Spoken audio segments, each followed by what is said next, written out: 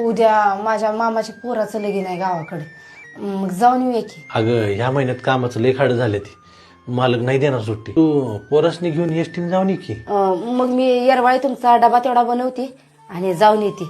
आणि 51 रुपयाचं पाकिट कर बरं का, खिशातले पैसे पण घेऊन जा, असावं कमी जास्तीला. आवरलं बाई सगळं. पोरं गेली का शाळेला? होय बाई गेली, आता दिवसभर वैताग नाही.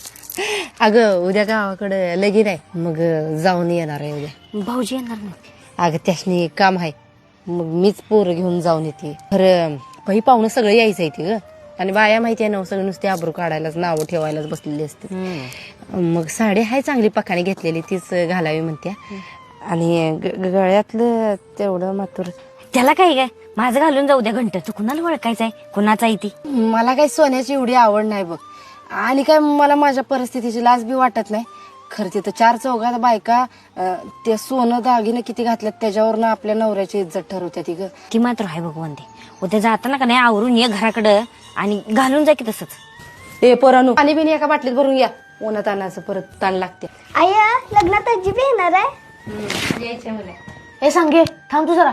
आया तिथं लग्नात जेवण असणार आहे का नाही ते पहिला सांग बाय. म्हणजे मट्टा जिलेबी वांग्याची भाजी असं पोट भरून जेवायला येतंय ग. असेल एवढ्या लांब बोलून काही उपाशी पाठवत नाही तुला.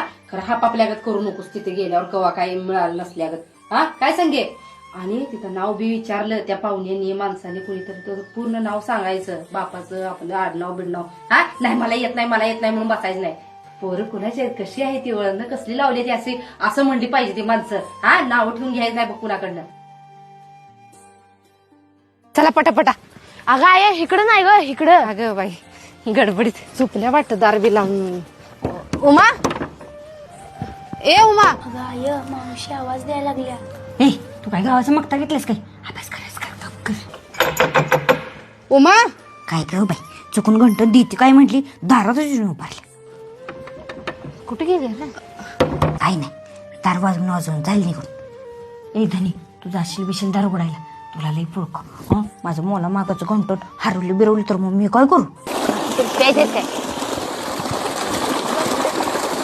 काय उमा काय उघडणच झाल्या कवापासून, आता झोपली असेल हाय नाही? आय मला तर वाटतंय मावशीला तुला घंटन द्यायचंच नसेल. होय काय नाही यार, तसं काय नसल, डोळा लागला असेल तिचा. बाकी ती तशी कशाला करल. आता येळ तर झालायच. 8ची एसटी गेली कवाच, आता 11ची बसायला लागते आता जाऊन तिथे. चला पटापटा.